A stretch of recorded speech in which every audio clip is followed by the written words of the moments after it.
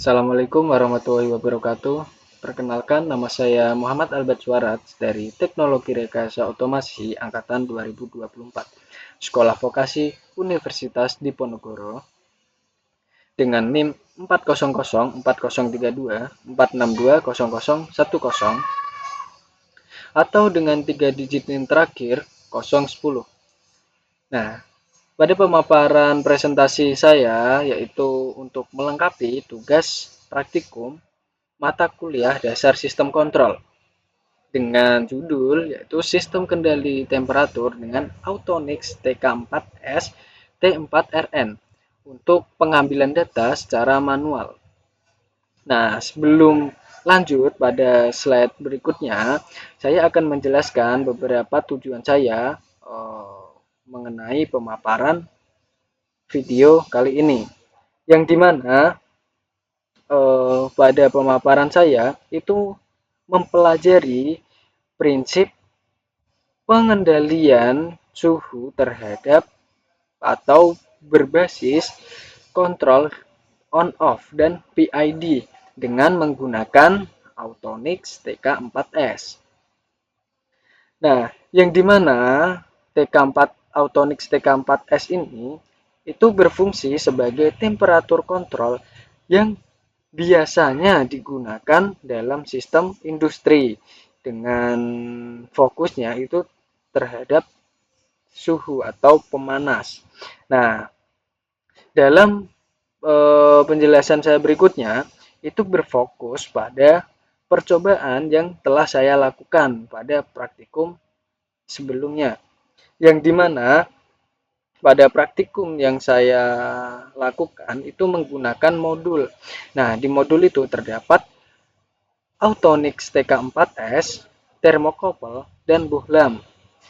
Nah, yang dimana Bohlam yang saya gunakan itu sebagai suhu pemanasnya dan dideteksi dengan sensor suhu atau sensor thermocouple sebagai pendeteksi suhunya. Nah, yang saya akan jelaskan atau tujuan saya menjelaskan yaitu bagaimana cara penggunaan Autonix dan analisis grafik yang telah saya hasilkan dari percobaan sebelumnya. Nah, tapi sebelum lanjut pada materi selanjutnya, saya akan fokus dulu terhadap sistem kendali yang mana terdapat respon sistem, open loop, dan closed loop. Nah, mari kita lanjut. Nah, pada slide pertama itu terdapat respon sistem yang dimana respon sistem yaitu cara suatu sistem bereaksi terhadap masukan atau input yang diberikan, baik berupa gangguan, sinyal perintah, maupun perubahan kondisi. Dalam sistem kendali atau kontrol sistem, respon sistem biasanya diukur berdasarkan waktu dan kestabilan output terhadap perubahan input. Nah, di sini pada respon sistem itu terdapat dua jenis atau dua kategori yang mana terdapat respon transient atau transient response, yaitu bagian awal dari respon ketika sistem baru menerima sinyal input. Nah, pada sinyal input itu terjadi rise time, overshoot, delay time, dan settling time.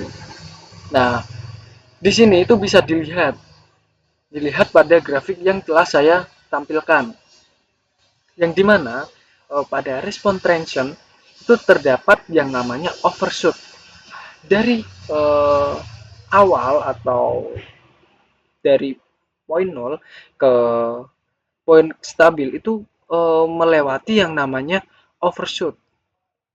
Nah, overshoot lalu terjadi juga yang namanya rest time.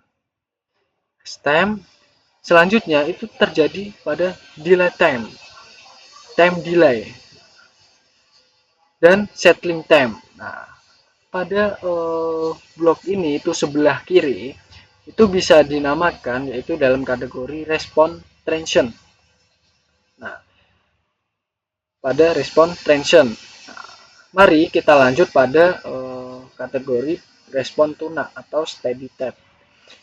Yang dimana steady state ini itu keadaan ketika sistem sudah stabil dan output mendekati nilai yang diinginkan atau set point-nya.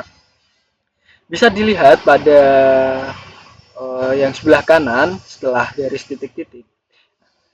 Ini itu adalah bagian steady state dan errors-nya. Yang dimana ketika steady state itu dia akan stabil atau mencerminkan garis lurus, tidak bergelombang seperti ini. Nah, bergelombang seperti ini itu karena ada suatu disturbance atau errors. Nah, seperti itu. Nah, sekarang saya akan jelaskan pada poin-poinnya yang dimana itu terdapat delay time, rest time, peak time, setting time, maksimum overshoot, dan steady state. Nah, pada time delay yang sudah saya tunjukkan tadi, nih, itu adalah waktu di mana respon itu mencapai 50% dari nilai akhir atau steady state atau nilai outputnya atau steady state-nya. Nah, dari grafik ini itu menandakan dari 0 itu sampai 1 yang dimana ini adalah set point-nya. Nah, tim delay-nya itu terletak pada setengah dari set point-nya yaitu 0,5. Seperti itu. Nah, bisa lanjut pada rise time yang dimana yaitu di sebelah bawah ini yang saya tunjukkan. Rise time itu adalah waktu yang dibutuhkan respon naik nol dari 0 ke set point-nya atau ke 100%-nya atau nilai akhirnya yang mana itu bisa disebut sebagai rise time. Ini bisa saya tunjukkan dengan garis bantu atau garis putus-putus. Nah, selanjutnya yaitu pada peak time atau waktu puncaknya yang dimana waktu puncaknya itu sudah saya tandai dengan yang namanya TP dengan garis putus-putus. Nah, waktu saat respon pertama kali mencapai puncak maksimumnya, kan? Nah, dari puncak maksimumnya ini dengan melewati garis set point yang telah ditentukan itu dinamakan sebagai overshoot. Yang dimana overshoot itu selisih antara nilai puncaknya dengan nilai akhir atau steady state-nya atau bisa disebut dengan set point-nya. Nah, selanjutnya pada respon tension ini sudah seperti itu. Kita lanjut pada steady state-nya. Nah, steady state-nya itu selisih antara di mana ini pada contoh yang saya berikan itu steady state errors yang dimana selisih antara input referensi atau set point dan output system pada kondisi waktu menuju tak hingga. Oke, bisa dipahami seperti itu. Selanjutnya kita mempelajari tentang sistem open loop. Nah, secara umum sistem open loop itu adalah sistem kendali tanpa umpan balik atau feedback dari output ke input. Nah, artinya sistem hanya mengikuti perintah masukan tanpa memperhatikan apakah hasil akhirnya sesuai dengan target atau tidak. Nah, di sini itu terdapat alur dari sebuah sistem open loop yang dimana itu input adalah sinyal perintah. Nah, sinyal perintah itu bisa dikategorikan atau dianalogikan sebagai suhu target, kecepatan, dan posisi. Nah, selanjutnya itu pada controller. yang dimana controller itu mengubah input menjadi sinyal kendali. Selanjutnya itu terdapat proses. Proses itu sistem fisik yang diatur, atau misalnya motor, pemanas, dan sebagainya. Nah, selanjutnya yaitu terdapat output. Nah, output ini adalah hasil yang dihasilkan sistem, yaitu misalnya suhu aktual, kecepatan, dan lain sebagainya. Nah, pada sistem ini itu sinyal masukan atau input itu diberikan ke controller atau pengendali yang kemudian menghasilkan control signal atau sinyal kendali untuk mengatur proses. Nah, output dari proses ini menjadi hasil akhir atau outputnya tanpa ada umpan balik atau feedback yang mengoreksi kinerja sistem. Nah, di sini terdapat contoh yang dimana ini adalah single diagram dari open loop system yang dimana itu terdapat input tegangan lalu plan dari plannya itu ada motor DC atau pemanas udara atau air dan selanjutnya itu outputnya itu sistem respons atau kecepatan sudut suhu. Nah, dari single diagram ini bisa dipahami seperti itu. Nah, lanjut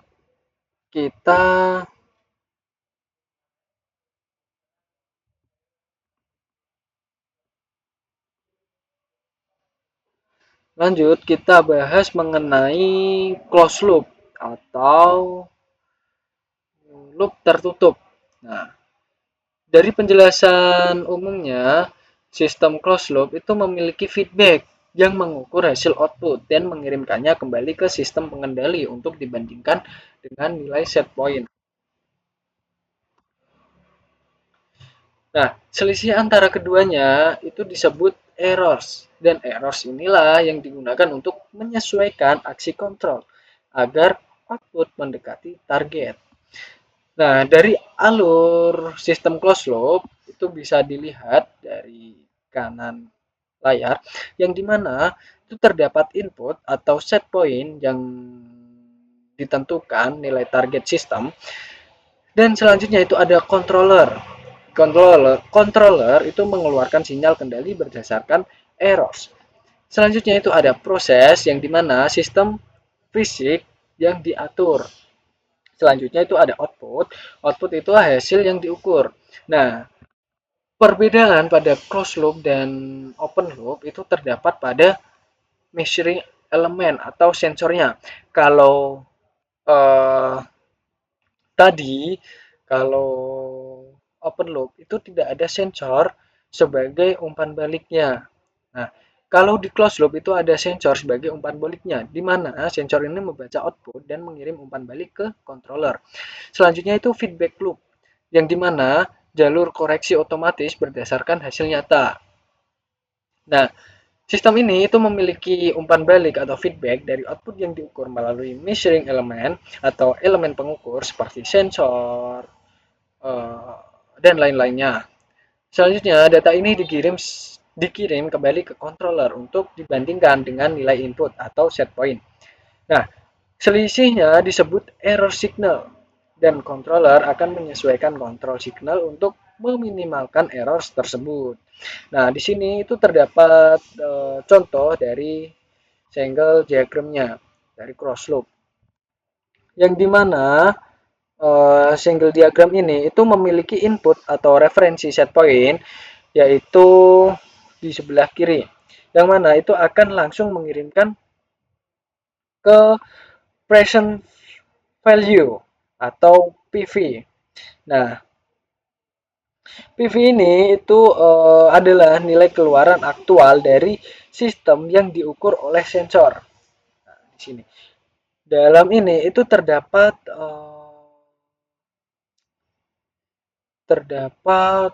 apa ya namanya? Errors itu errors positif dan errors negatif. Nah, selanjutnya itu masuk ke dalam pengendali, yang dimana pengendali dari sistem ini itu terdapat on off, PID, dan integral state feedback. Nah, Ini itu adalah single diagram dari percobaan dengan Autonix menggunakan on off dan PID. Nah, selanjutnya itu ada sinyal kendali. Sinyal kendali ini masuk ke dalam plan. Plan ini merupakan sistem fisik yang dikendalikan atau dikendalikan. Nah, bisa dengan pemodelan, transfer function, atau state space. Nah, pemodelan ini bisa dilakukan menggunakan software MATLAB, transfer function juga, dan state space. Nah, selanjutnya itu masuk ke dalam output, yang dimana output ini terdapat sistem respon dan kestabilan. Nah, output ini itu hasil atau respon sistem yang nyata. Nilai output ini kemudian diukur kembali oleh sensor. Nah, diukur kembali oleh sensor yang dimana itu akan mendeteksi nilai output aktual dan mengirimkannya kembali ke sistem sebagai feedback. Sebagai feedback, umpan balik ini digunakan untuk membuktikan errorsnya atau selisih antara set point dan present value. Oke. Dari ketiga sistem tersebut, saya dapat menyimpulkan yang dimana open loop itu tidak ada umpan balik atau feedback dari sensor. Sinyal kontrol diberikan tanpa mempertimbangkan hasil suhu aktual. Nah, untuk closed loop itu sistem menggunakan feedback sensor suhu. Ya, pada percobaan ini itu menggunakan termokopal sebagai feedback sensornya untuk menyesuaikan output secara otomatis agar suhu tetap aktual dengan set point-nya. Nah, terus respon sistem dari kesimpulan tersebut itu menggambarkan gimana dinamika perubahan suhu dari kondisi awal menuju kestabilan meliputi rise time, overshoot, settling time, dan steady state errors-nya. Nah, dari penjelasan tersebut dapat difahami terlebih dahulu. Selanjutnya, kita masuk pada cara operasional Autonix TK4S dengan seri TK4S T4RN. Nah, yang dimana Autonix TK4S ini adalah modul pengendali suhu digital atau digital temperature control yang digunakan untuk mengatur dan menjaga suhu proses secara presisi dengan tampilan PV atau proses value dan set value-nya. Nah, terdapat juga fitur pentingnya dalam operasional Autonix dengan seri TK4S ini, yaitu di mana terdapat mode kontrol on off dan PID atau auto dan manual. Nah, selanjutnya itu terdapat fungsi auto atau tuning untuk menyesuaikan parameter PID secara otomatis. Nah, selanjutnya itu terdapat output relay untuk mengendalikan pemanas atau lampu. Nah, karena kan kita menggunakan lampu bohlam sebagai pemanasnya.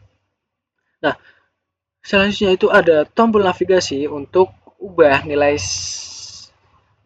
set value-nya atau mode atau parameter lainnya. Nah, itu terdapat pada di bawah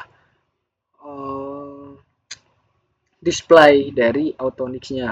Nah, ini terdapat mode arah panah ke kiri, arah panah ke bawah, dan arah panah ke atas. Nah, tombol navigasi ini untuk ubah nilai set value-nya. Nah, selanjutnya itu ada indikator alarm dan multi set value, multi SV-nya.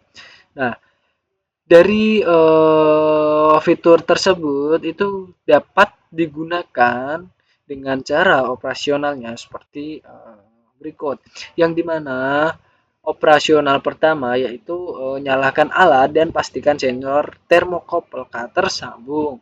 Nah, selanjutnya tekan tombol mode untuk memilih parameter yang ingin diubah.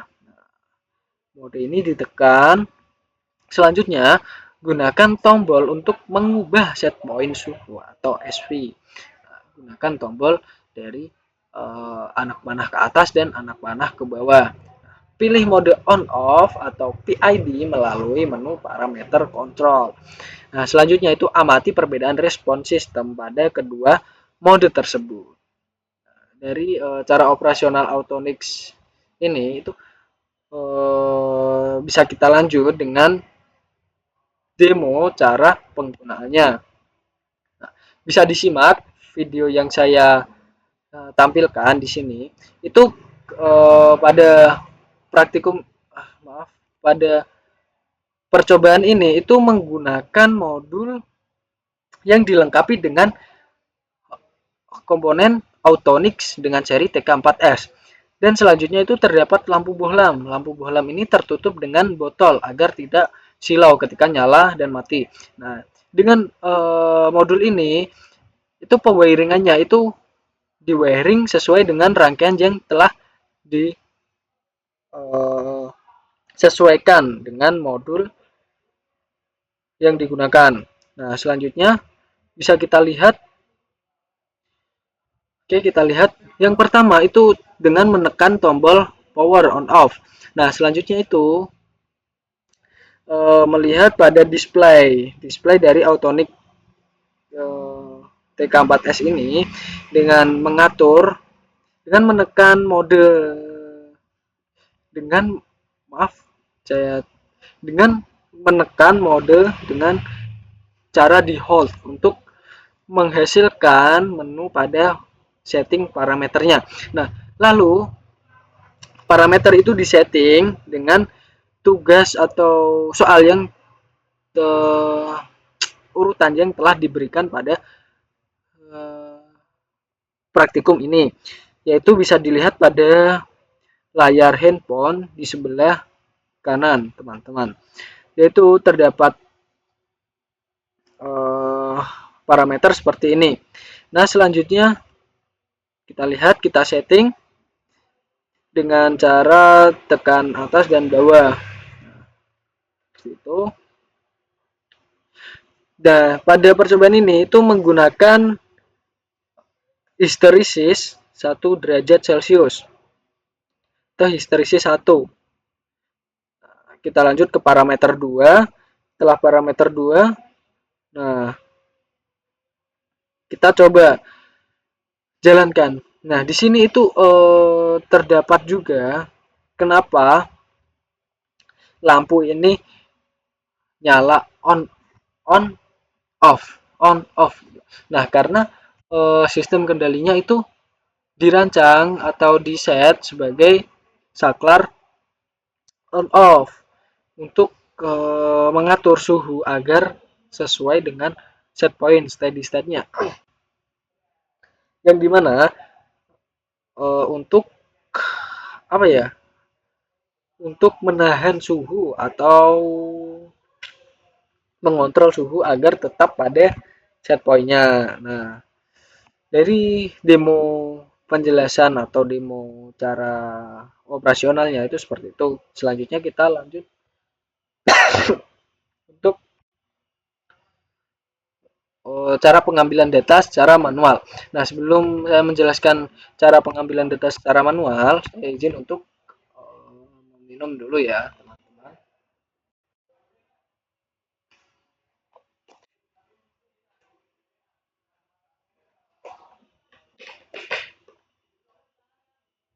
Nah,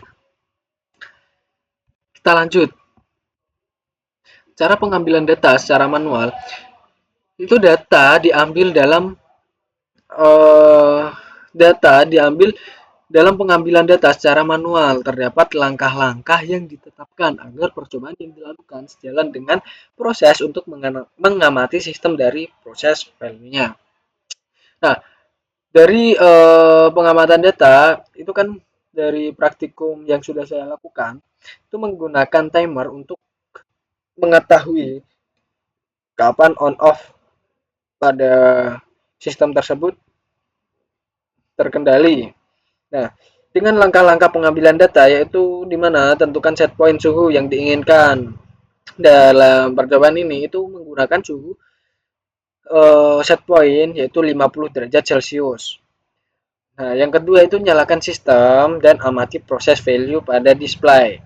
Nah, pada langkah ketiga yaitu catat output yang keluar dari suhu terhadap waktu secara berkala sampai sistem berada pada keadaan steady state-nya. Nah, pada percobaan tersebut itu menggunakan timer dengan waktu kisaran 3 menit untuk mengetahui uh, output yang keluar terhadap waktu. Nah, dari langkah keempat yaitu ulangi dengan mode control on off dan PID sebagai perbandingannya. Nah, langkah kelima yaitu setelah mencatat semua data yang didapat, langsung membuat grafik respon waktu terhadap suhunya. Selanjutnya yaitu pada penjelasan kontrol on off dengan hysteresis. Nah, sebelumnya kontrol on off dengan hysteresis secara umum yaitu yang dimana itu menggunakan pita hysteresis atau rentang antara nilai minimum dan maksimum untuk mengurangi siklus nyala mati yang sering, terutama di sekitar titik style atau referensi dengan dua jenis utama bergantung pada laju dan tidak bergantung pada laju. Nah, dalam kontrol on-off hysteresis ini bekerja dengan menambahkan lebar setelan atau dead zone antara titik on dan off agar tidak terjadi switching terlalu cepat. Di mana dari percobaan untuk menghitung suhu lampu bohlam sebagai. Nah, sebelum itu kita lihat dulu pada grafik yang telah saya berikan. Nah, pada hysteresis kontrolnya itu terdapat pada sebelah sini yang dimana rentang waktu nyala matinya itu berjarak. Nah, berjaraknya ini itu agar tidak terjadi switching yang terlalu cepat, maka diaturlah dengan yang namanya hysteresis. Nah, dalam hysteresis tersebut itu ada percobaan yang dimana untuk menghitung suhu dengan lampu bohlam sebagai berikut. Yang pertama yaitu jika suhu di bawah set point, jika suhunya itu di bawah set point seperti ini, lubang ini, maka bohlam akan off. Nah, bohlam akan off. Bohlam akan on, maaf, bohlam akan off. Nih di sebelah sini, bohlam akan off. Bohlam akan off. Nah, jika suhu di atas set point, maka bohlam akan off. Nah, kita ambil set point-nya itu pada sinilah on-nya ini. Jika di atas set point, maka bohlam akan on. Bohlam akan off seperti itu. Nah, yang dimana lebar hysteresis yang sempit itu dapat membuat suhu lebih akurat, tetapi mempercepat keausan pada relay. Nah, kekurangannya ketika lebar hysteresis yang lebih besar, maka akan membuat switching lebih jarang, namun suhu berisolasi lebih jauh. Nah, dari kekurangan dan kelebihan itu bisa dipilih mau menggunakan uh, lebar hysteresis yang sempit atau lebar hysteresis yang besar. Dari penjelasan kontrol on off hysteresis bisa dipahami. Selanjutnya, eh, pada hasil percobaan telah saya buat yaitu grafik gimana itu menunjukkan grafik kontrol on off. Nah, pada percobaan satu dengan on off suhu satu yaitu suhu dari awal ketika dinyalakan itu agak kasar. Nah, di sini pada suhu 1 dan 2 itu agak-agak mirip. Nah, agak-agak mirip itu karena dari kenaikan pada saat penyetelan itu melampaui dengan overshoot. Overshoot yang bisa dikatakan overshoot yang kasar atau tinggi. Nah, setelah overshoot itu akan melakukan steady state, yang dimana steady state-nya ini belum terlihat karena set point yang disetting itu 50 derajat Celcius. 50 derajat Celcius. Nah, pada percobaan ketiga dan keempat itu dengan set point 60 derajat, set point 60 derajat.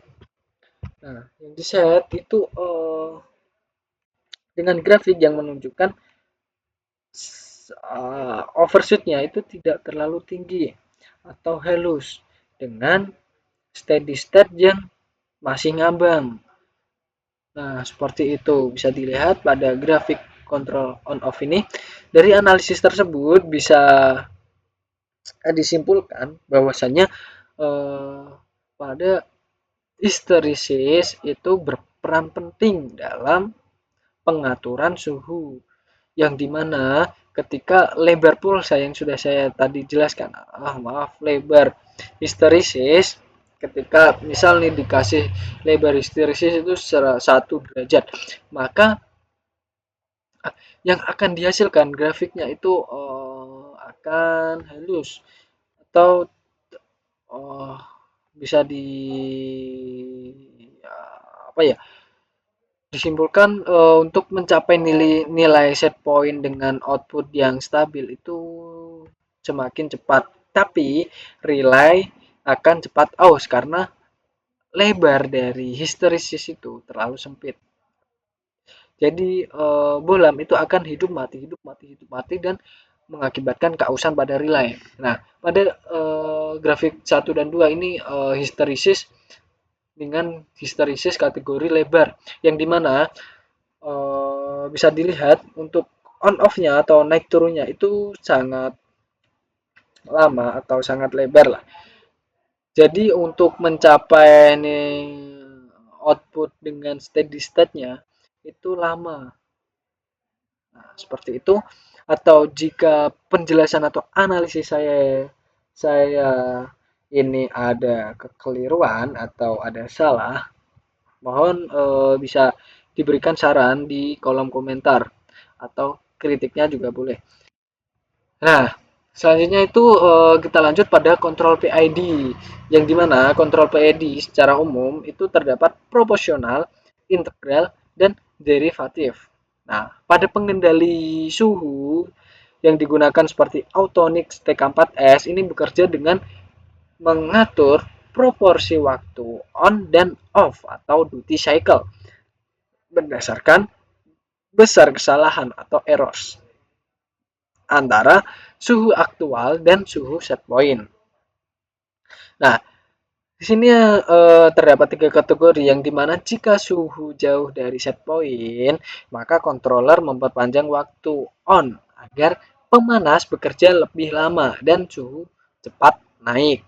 Nah, yang kedua itu jika suhu mendekati set point, maka waktu on dan off itu mulai seimbang untuk menjaga kestabilan suhu. Nah, pada kategori ketiga yaitu jika suhu melebihi set point, maka waktu off lebih lama agar suhu turun kembali ke targetnya.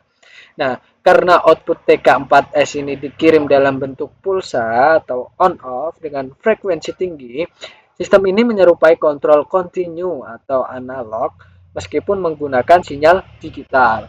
Nah, dari keuntungan menggunakan kontrol kontinu itu dapat diambil keuntungan utamanya, yaitu terdapat overshoot itu lebih kecil, yang dimana suhu tidak melampaui target terlalu jauh.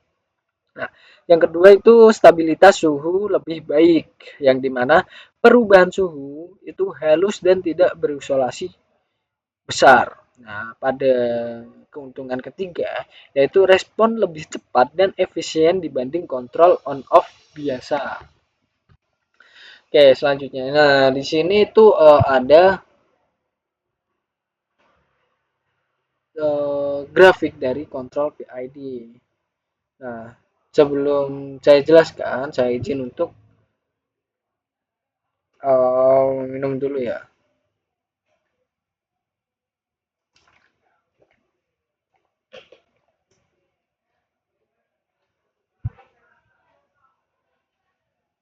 Nah, dari kontrol PID ini itu terdapat PV atau proses value. Nah, terus juga terdapat proporsional, integral, dan derivatif. Yang dimana dari kontrol PID ini dengan time proporsional itu mengatur rasio on off atau duty cycle secara proporsional terhadap deviasi di dalam proporsional band sekitar set point. Selanjutnya itu karena tegangan atau arus itu sulit atau tidak bisa kontinu.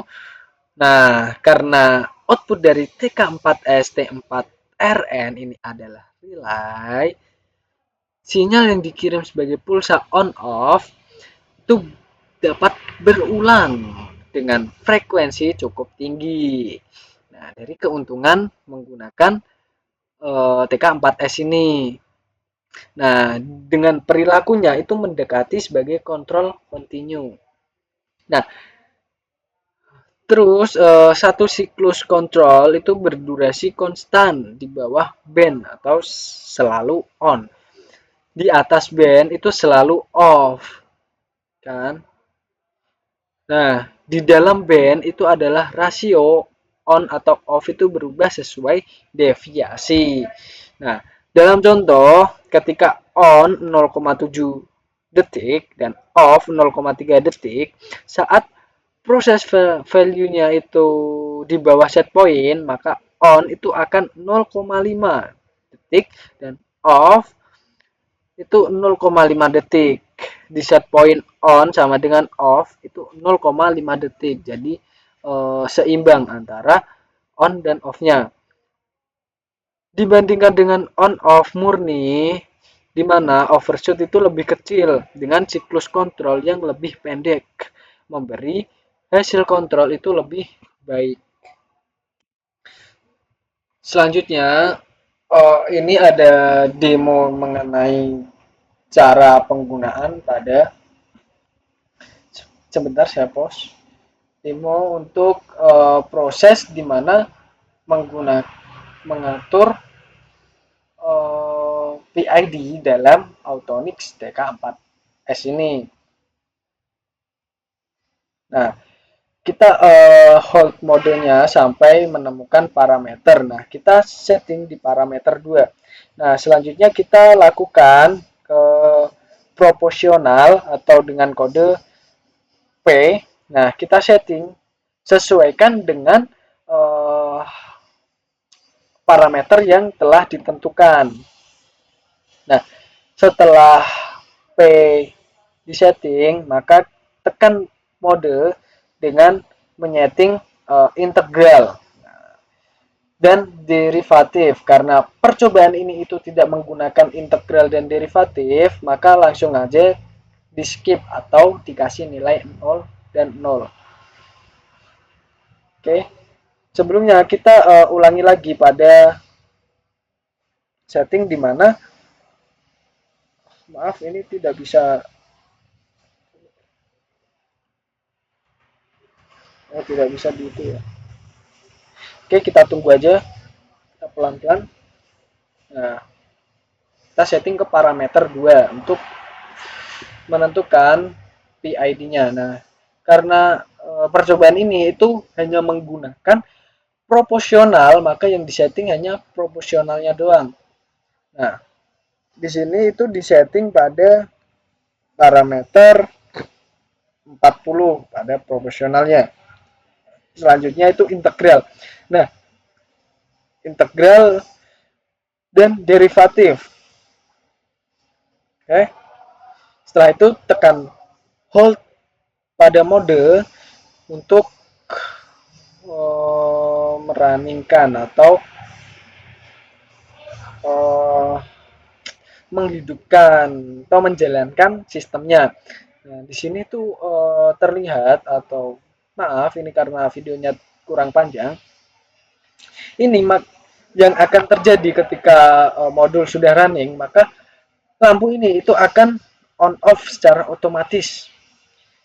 Ketika tadi yang sudah saya jelaskan, ketika on pada posisi uh, on itu pada posisi pulsa di bawah atau uh, sebelum menyentuh nilai set point dan off pada uh, setelah nilai set point atau dengan histeresis yang telah di settingnya. Nah,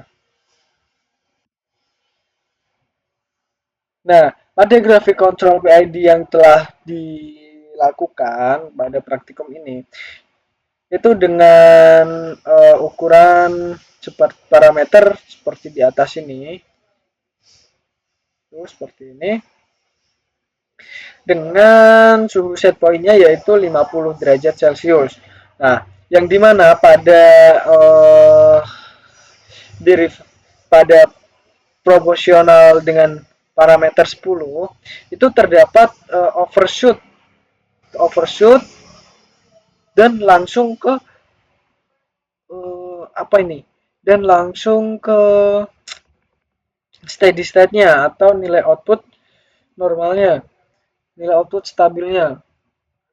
Steady state kok steady state. Overshoot ini terjadi karena uh, panas yang dihasilkan itu tidak sesuai dengan sistem yang telah digunakan atau gimana lah itu teman-teman untuk menganalisisnya.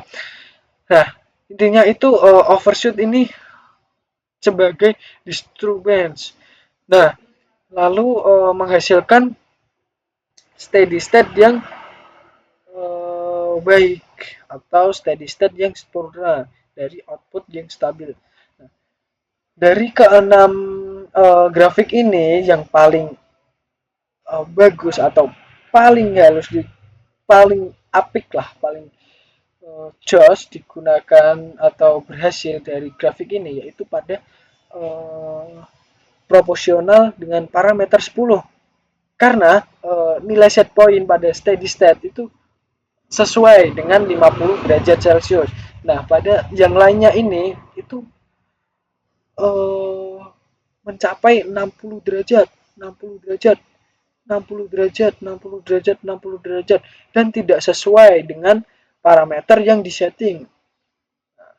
Selanjutnya nih ada. Nah, ini juga seperti itu.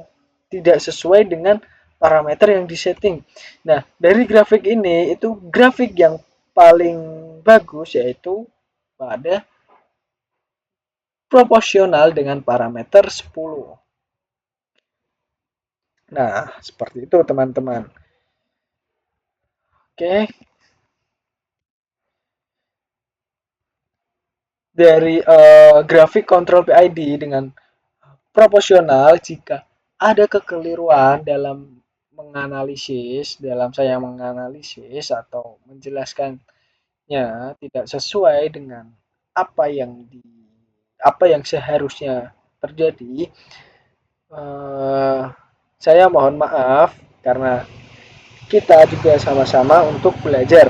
Jika ada kesalahan saat menganalisis, menjelaskan, saya butuh saran pada teman-teman untuk menuliskan di kolom komentar agar penjelasan yang saya sampaikan ini tidak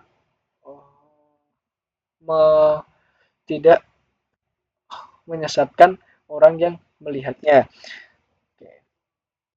Nah, teman-teman sudah di ujung PowerPoint atau di ujung slide. Nah, jika tadi saya benar-benar minta maaf ketika terjadi kesalahan atau penjelasan yang tidak sesuai, saya mohon maaf. Saya butuh saran untuk dijelaskan di kolom komentar agar penjelasan yang saya jelaskan itu tidak menyesatkan atau tidak mengelirukan banyak orang yang melihatnya. Dari saya, Muhammad Albert Suaraj, pamit undur diri. Sampai ketemu lagi di tugas selanjutnya. Dengan ini, saya ucapkan terima kasih telah menonton. Wassalamualaikum warahmatullahi wabarakatuh.